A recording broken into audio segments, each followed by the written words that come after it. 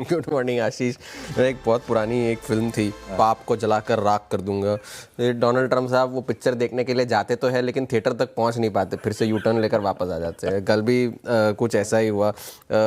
फिर से पहले तो धमकियाँ दी, ये हो जाएगा वो हो जाएगा, खर्ग आइलैंड पे कब्जा हो जाएगा, लेकिन फिर जाकर के बाज़ार के सेशन के दौरान ही उन्होंने ये बयान दिया कि जो चेतावनी उन्होंने दी थी कि ईरान पर वो हमले करेंगे, बमबारी करेंगे, उसे रोका जा रहा है। ईरान के साथ बातचीत हुई है, ईरान के साथ बातचीत at the highest level of Iranian leadership, और उसे मंजूरी भी दे दी गई है। हालांकि जब तक डील साइन नहीं हो जाती तब तक जो है नेवल ब्लॉकेड जो है वो पूरी तरह से लागू रहेगा। और फिर जब रिपोर्टर्स ने उनसे पूछा कि कब तक होगी ये डील साइन, तो उन्होंने जवाब दिया कि शायद वीकेंड पर भी हो जाए, शायद यूरोप में हो जाए, कुछ दिनों में हो जाए। तो कोई क्लियर कट आंसर उन्होंने इस बारे में दिया नहीं है। ऐसा नहीं है कि ये पहली बार हुआ है, हर बार जब जब बाजार गिरे हैं, जब जब बॉन्ड मार्केट्स ने जो है एक चेतावनी दी है डोनाल्ड ट्रंप को, वो कुछ ऐसा बोल जाते हैं या कर जाते हैं जिस वजह से सारा कोर्स रिवर्स हो जाता है।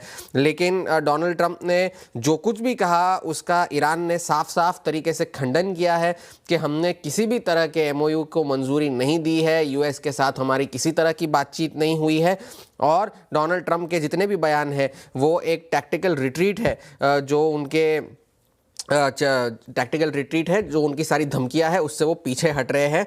और हालांकि ईरान ने तो अब तक अपना कोई फाइनल जवाब दिया नहीं है, और अगर यूएस उनकी शर्तें मानने को तैयार है तो फिर शायद बातचीत के कुछ आसार बन सकते हैं। ये ईरान ने फार्स न्यूज़ एजेंसी के ज़रिए ये रिपोर्ट आई थी, और तस्नीम न्यूज़ एजेंसी के ज़रिए भी कुछ लोगों ने बयान दिया था कि 38वीं बार डोनाल्ड ट्रंप ने फिर से इस तरह से कहे। 38 बार तो खैर चलिए वो तो एक मजाक का आंकड़ा है, हो भी सकता है, काउंट करें तो ऐसी कुछ हुआ हो भी सकता है, पॉसिबल। लेकिन फिर जाकर के बेंजामिन नेतन्याहू ने भी उनके ट्विटर हैंडल से ट्वीट किया, Israel office of Israel prime minister के ऑफिस के हैंडल से, कि डोनाल्ड ट्रंप की उनके साथ भी बातचीत हुई है। हालांकि यूएस और ईरान के बीच जो भी बातचीत हुई है इजराइल उसका हिस्सा नहीं है, और अब तक अगर कोई भी डील हुई है तो इजराइल उसके लूप में नहीं होने वाली है।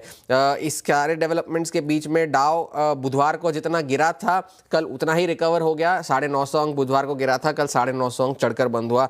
और S&P 500 और नैस्डैक ने भी अपने सारे बुधवार के लॉसेस जो थे वो रिकवर कर लिए। तेल की कीमतें तो आप देख ही रहे हैं, $90 के नीचे अब ब्रेंट कामकाज कर रहा है। और 10 साल की बॉन्ड यील्ड जो है वहाँ पर बड़ा एक्शन हुआ है, क्योंकि जो लगभग 4.55 4.56 पर थी बॉन्ड यील्ड्स, अब जाकर के 4.47 पर जो है कामकाज हो रहा है। कल शाम को पहले तो उन्होंने ये धमकी दी थी कि हम खर्ग आइलैंड पे कब्जा कर लेंगे और ईरान का सारा जो तेल का इंफ्रास्ट्रक्चर है उस पर कब्जा कर लेंगे। उसके बाद उन्होंने खुद, अब वहाँ से देखिए आप टाकों के आसार वहीं से नज़र आ गए थे, क्योंकि फिर जाकर के उन्होंने फॉक्स न्यूज़ के एक शो होता है फॉक्स एंड फ्रेंड्स, वहाँ पर उन्होंने खुद फ़ोन किया और फिर कहा कि मुझे ऐसा नहीं लगता कि अमेरिका के पास उतना स्टमक है कि वो खर्ग आइलैंड को ले सके।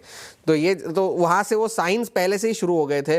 फिर जाकर के उन्होंने कहा कि I would not prefer to bomb Iran power plants, हमने ऑलरेडी $250 मिलियन के बम गिराए ईरान पर पिछली रात को, वगैरह वगैरह। और एक वजह ये भी हो सकती है उनके टाकों की कि कल जब उन्होंने ये सारे जो धमकियों वाले बयान दिए थे उसके बाद ईरान की तरफ से ये चेतावनी आई थी कि अगर यूएस के साथ यूएस ने और कोई हमले किए तो इलॉन मस्क की जितनी भी कंपनियां हैं मिडिल ईस्ट में उन सभी पर वो एक लेजिटिमेट मिलिट्री टारगेट्स हो सकते हैं। और सारे वो इसलिए क्योंकि यूएस ने जो युद्ध क्राइम्स किए हैं वो सारे इलॉन मस्क के समर्थन से हुए हैं, उनकी कंपनियों के समर्थन से हुए। ये फार्स न्यूज़ एजेंसी के जरिए ये हुआ था, तो वो सारे के सारे लेजिटिमेट टारगेट्स बन जाते हैं।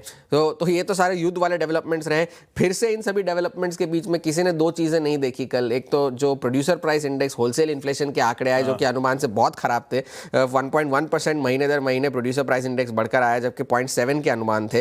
हालांकि कोर पीपीआई जो थी वो 0.4 आई है महीने दर महीने, जबकि 0.5 के अनुमान थे। लेकिन साल दर साल का अगर आप आंकड़ा देखें तो 6.5% प्रोड्यूसर प्राइस इन्फ्लेशन बढ़कर आई है। दूसरी बात यह हुई कि कल यूरोपियन सेंट्रल बैंक ने अपनी ब्याज दरों में बढ़ोतरी की की, जबकि पहली बार 2023 के बाद 25 बेसिस पॉइंट से जो है ब्याज दरों में बढ़ोतरी हुई है। ग्रोथ फॉरकास्ट कट हुए हैं, इन्फ्लेशन फॉरकास्ट को बढ़ाया गया है। तो इन सभी डेवलपमेंट्स के बीच में ये सारे जो डेवलपमेंट्स हैं वो थोड़े से बैक बर्नर पे रह गए, साइडलाइन हो गए। तो और आज का सबसे बड़ा इवेंट जो होगा वो स्पेसएक्स की लिस्टिंग होगी। आज लिस्टिंग होनी है उसकी। 55 लगभग 1.8 ट्रिलियन डॉलर्स की मार्केट कैप होगी स्पेसएक्स की, जो कि 7th most valued US company होगी। ऑलरेडी इनिशिएशन कवरेजेस वगैरह भी आ गए हैं स्पेसएक्स के ऊपर, और कुछ शॉर्ट सेलर्स ने उसके वैल्यूएशन वगैरह को क्वेश्चन किया है, मगर ऐसा तो लगता नहीं कि किसी को कोई फर्क पड़ता हो। अगर ऐसा हुआ तो इलॉन मस्क जो है दुनिया के पहले ट्रिलियनर बन सकते हैं। उनका जो स्टेक है स्पेसएक्स में वो खुद ही $800 बिलियन का है, और टेस्ला में उनका जो बचा कुचा स्टेक है उससे वो $1 ट्रिलियन के मालिक बन जाएंगे।